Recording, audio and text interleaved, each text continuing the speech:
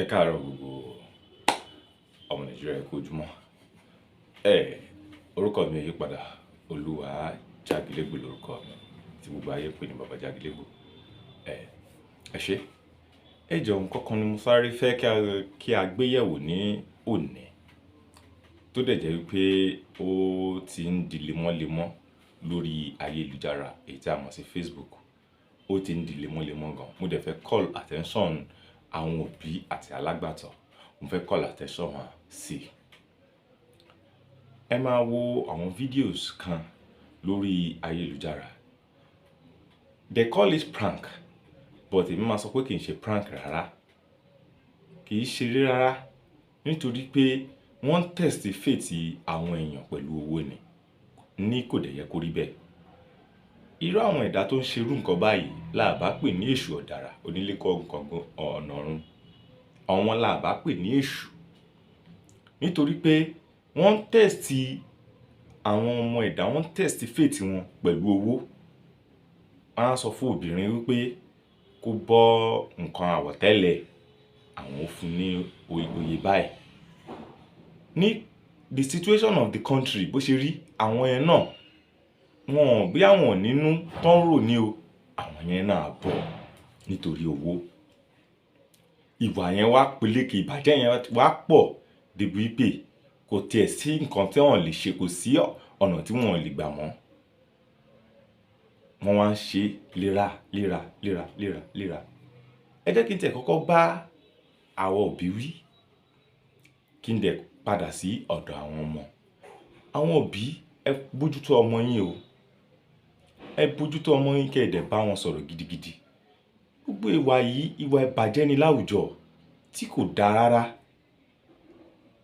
Kò dáa. Torí pé a fẹ́ gba owó, torí pé ká lè rí owó ńsìn, a máa ṣe nǹkan tí ò tọ́ láwùjọ.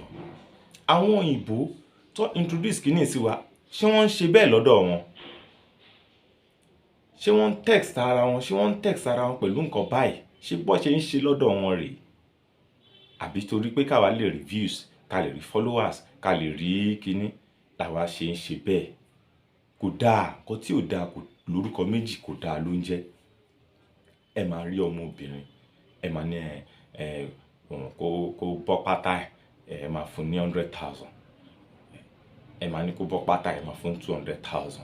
Kí ló dé? Kí ló dé? Ẹ ṣe gbé ọ̀rọ̀ yín yẹn, ẹ ṣe gbé gba ọ̀nà míì.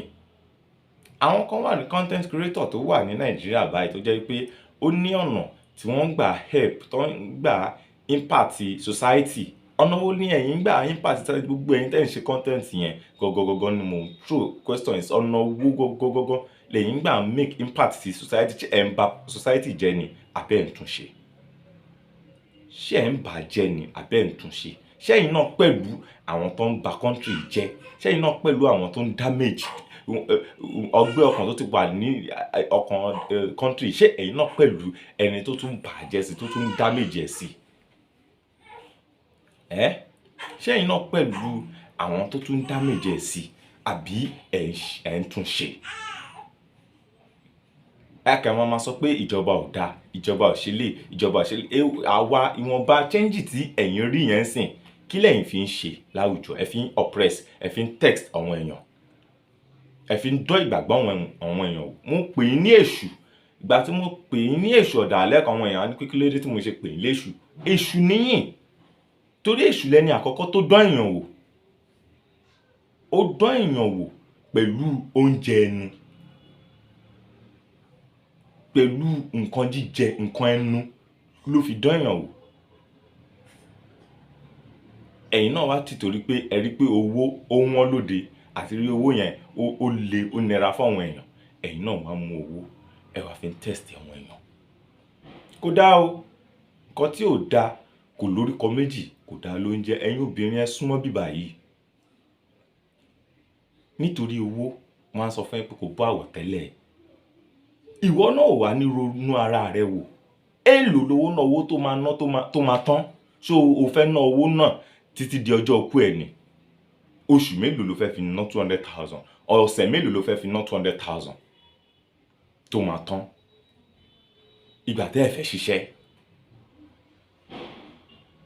wọ́n á sọ pé wọ́n fẹ́ fún ẹ ní 200,000, wọ́n á fẹ́ fún ẹ ní kinní kan, ẹ̀yin náà àwa máa fọ́ sí irú nǹkan bẹ́ẹ̀ yẹn. Ẹ ṣe àtúnṣe o, ẹ ṣe àtúnṣe. Obìnrin tó bá níṣẹ́ lọ́wọ́, ẹ lọ wá iṣẹ́ ṣe, ẹ lọ wá iṣẹ́ ṣe.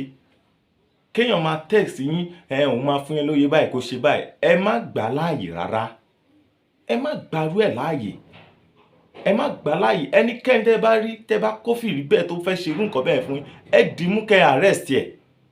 Ìwà ìbàjẹ́ ni láwùjọ, kò dáa. Torí pé ẹ ti ní change kékeré sí, ẹ ti rò pé anybody lè lè walk up to láti fi owó yẹn, láti fi máa test mind, láti fi máa test ẹ̀, láti fi máa wò bó ṣe rí. Gbogbo àwọn èèyàn ṣe bákan. Ká ní pé ẹlòmíì lẹ bá dánrú àwọn nǹkan tẹ́ ń dánwò yẹn wò ni, á ti fọ́ orí yín tán kẹ́ tó mọ̀.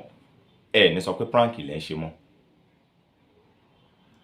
Ẹ jọ̀ọ́ nítorí Ọlọ́run, mi ò condemn anybody tó ń ṣe prank, mi ò condemn anybody. Àwọn prank mi wà tó wà òkè tó yẹ pé a máa rí pé this is a prank, content wọn ni. Tẹ́ ẹ bá wá ní content tó dáa yàtọ̀ sí irú pé bọ́pátá bọ́bra obìnrin yẹn, ẹ gbìyànjú láti lọ bá àwọn content writer kó fún yín ní good script láti máa lò. Ṣùgbọ́n kì í ṣe rí pé èyí tó máa ba ayé jẹ́, tó máa bàlú jẹ́, tó máa dà lúrú, kò dáa rárá. Ẹ jẹ́ ká tún inú wa rò. Ẹ jẹ́ ká tún inú wa rò. A dẹ̀ ní kàgbákò, a ní ṣẹ́ni tí a máa ṣẹ̀ tí ò ní dáríjì wá. Ọlọ́run ò ní jẹ́ ká ṣẹ̀ o, Elédùà ò ní jẹ́ ká ṣẹ̀ o. Ẹ jọ̀ọ́ nítorí Ọlọ́run, mò ń bẹ̀ yín ni, gbogbo ẹ̀yin content creator, ẹ jọ̀ọ́, ẹ jẹ́ ká make impact. We have so many content creators that we can talk about. Though most of them, they are comedians and they are making millions of naira.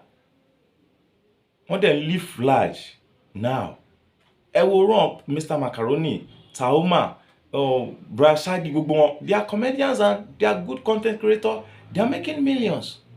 We have some other content creators also tó jẹ́ pé èmi documentary ló ń ṣe lóríṣiríṣi lónírúurú tó dẹ̀ make good impact sínú ìlú. Ẹ jọ̀ọ́ nítorí Ọlọ́run.